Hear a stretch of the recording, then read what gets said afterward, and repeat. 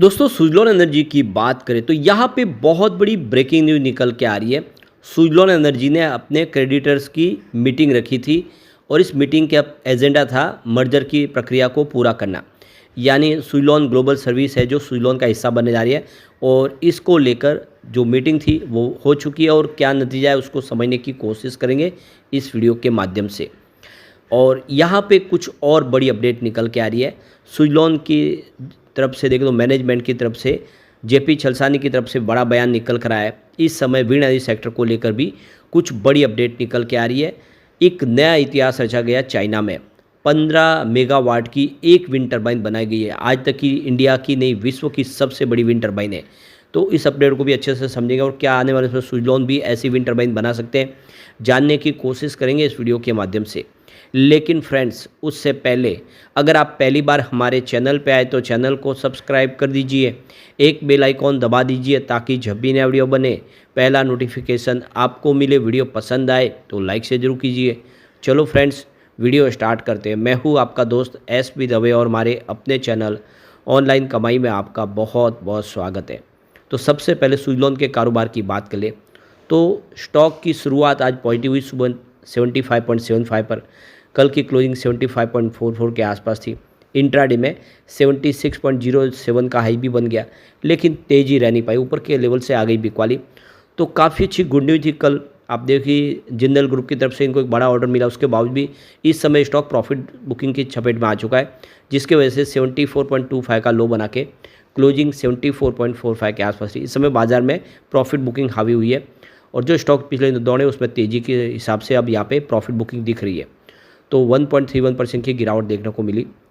अब यहाँ पे देख सकते हो कि जो बड़ी अपडेट निकल के आ रही है, सुज़लोन एनर्जी ने एक्सचेंज को जानकारी दी है कि सुज़लोन एनर्जी ने एनसीएलटी के आदेश के हिसाब से अनुसार अपने अनसिक्योर्ड क्रेडिटर्स की मीटिंग रखी थी कल।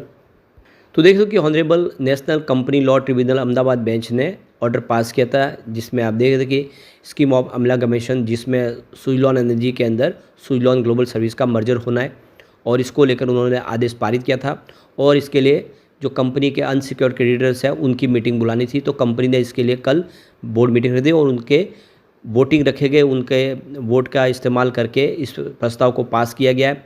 उन्होंने यहाँ पे इस प्रस्ताव के लिए अपनी तरफ से रजामंदी दे दी है वोटिंग के माध्यम से। तो 12 सितंबर 2024 को एनसीएलटी ने ऑर्डर पास किया था और इस अप्रूवल को उन्होंने जो मर्जर होना है उसको मंजूरी दी थी और आगे की जो कार्रवाई करने के लिए उन्होंने कहा था।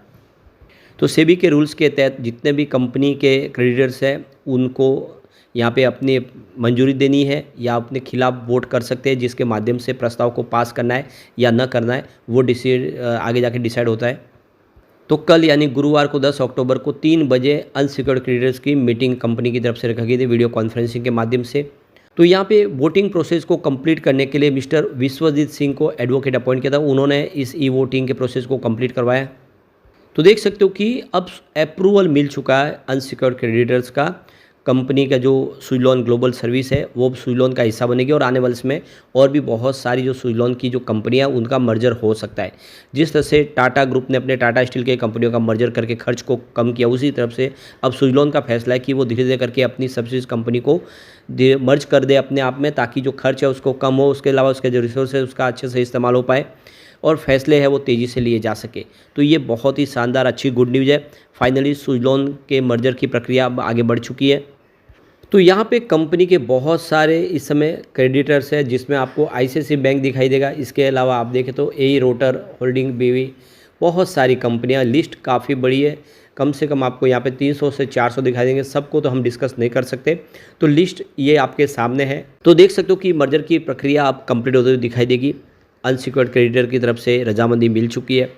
आने वाले इसमें सुज़लोन को इसका बड़ा बेनिफिट होगा। सुज़लोन के खर्च में कटौती होगी, साथ में जो फैसले वो तेज़ी से ले पाएंगे। तो ये काफ़ी अच्छी खबर है।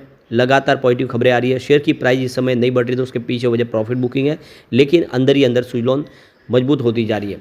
अब जो बड़ी अपडेट निकल के आ रही है, जैसे कि सरकार ने गोल सेट किया कि 140 गीगावाट की कैपेसिटी को पाना है विंड एनर्जी के माध्यम से 2030 तक। तो इसी को लेकर यहाँ पे जो विंड एनर्जी के लिए जो अलग अलग कंपनियों की तरफ से जो सरकार से इस समय यहाँ पे डिमांड की गई है कि जो पॉलिसी सपोर्ट दिया जाए, कुछ फेवरेबल पॉलिसी लाई जाए ताकि जल्द से जल्द इस गोल को अचीव किया जा सके। करंट में अभी 48 गीगावाट की अभी इंस्टॉल कैपेसिटी है इंडिया की, और यहाँ पे एटलीस्ट 8 गीगावाट हर साल अगर ऐड की जाएगी तब आगे जाके उस गोल को अचीव किया जा सकता है। ये देख दो कि जो अमित कंसाल है CEO और MD Saini wind energy technology के, तो यहाँ पे ये जो मीटिंग इसमें अलग अलग कंपनियों की तरफ से अपनी राय रखेगी, जिसमें JP चलसानी ने भी अपना व्यू रखा है। JP चलसानी का कहना है कि इस समय विंड एनर्जी सेक्टर को सरकार की पॉलिसी सपोर्ट की बहुत ज़्यादा ज़रूरत है। इस समय अगर रिन्यूएबल सेक्टर का ग्लोबल हब इंडिया को अगर बनाना है, इंडिया अगर रिन्यूएबल सेक्टर के माध्यम से अगर लीडर बनना चाहते हैं, तो यहाँ पे सरकार को पॉलिसी का सपोर्ट देना होगा। तो गुरुवार के दिन ये जो मीटिंग हुई जिसमें सबने हिस्सा लिया, सुजलॉन की तरफ से CEO JP चलसानी ने अपने विचार रखे और उन्होंने सरकार से डिमांड की है कि सरकार सपोर्ट करे इस सेक्टर को। स्पेशल जो डोमेस्टिक मैन्युफैक्चरिंग है उसको इंकरेज करना चाहिए सरकार को, उसके लिए अलग से कोई बेनिफिट देना चाहिए ताकि आने वाले समय जितने भी इक्विपमेंट है वो मेक इन इंडिया के तहत, आत्मनिर्भर के तहत इंडिया में ही बने। तो कुल मिला के देख सकते हो कि सरकार से डिमांड बहुत ज़्यादा की जा रही है। सरकार की तरफ से कुछ बदलाव करने होंगे ताकि इंडिया का जो मैन्युफैक्चरिंग है मजबूत हो और सुजलॉन जैसी कंपनियों को सीधा फ़ायदा हो इसका। वैसे JP चलसानी का कहना है कि इस समय इंडिया मजबूती से ग्रीन एनर्जी सेक्टर में आगे बढ़ रहा है और रोड मैप पूरा तैयार है, सब कुछ ठीक है, सिर्फ अभी लैंड एक्विजिशन का मामला है, थोड़ा सा इसमें प्रॉब्लम है। अभी इसके लिए और सरकार को कुछ नए कदम उठाने चाहिए ताकि ज़मीन अधिग्रहण आसान किया जा सके। जो इस समय जो फॉर्मेलिटीज़ है, जो डॉक्यूमेंटेशन है वो बहुत ज़्यादा, उसको कम करना चाहिए।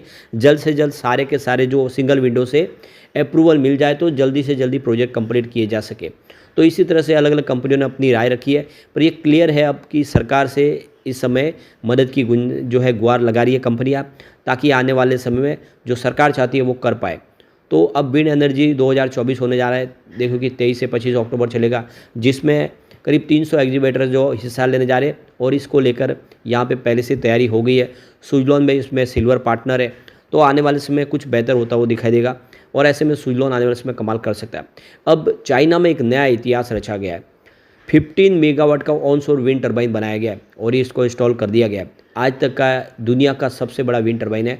जैसे कि आपको पता होगा सुजलॉन 3.5 मेगावाट का अभी तक सुजलॉन सबसे बड़ा बनाती है, ये 15 मेगावाट, और ये एक तरह से एक वर्ल्ड रिकॉर्ड बना है। इसमें विंड टर्बाइन 15 मेगावाट का लगा के देख सकते हो कि इन्होंने चाइना ने ये एक नया रिकॉर्ड बना दिया। यहाँ की जो लोकल मैन्युफैक्चरिंग कंपनी है चाइना की सैनी, उसने ये विंड टर्बाइन बनाई है। तो कंपनी की तरफ से कहा गया उन्होंने यहाँ पे डबल रिकॉर्ड बनाए। एक तो ये 15 मेगावाट की सिंगल यूनिट है, इसके अलावा 270 मीटर का डायमीटर रोटर बनाया गया है जो सबसे बड़ा है।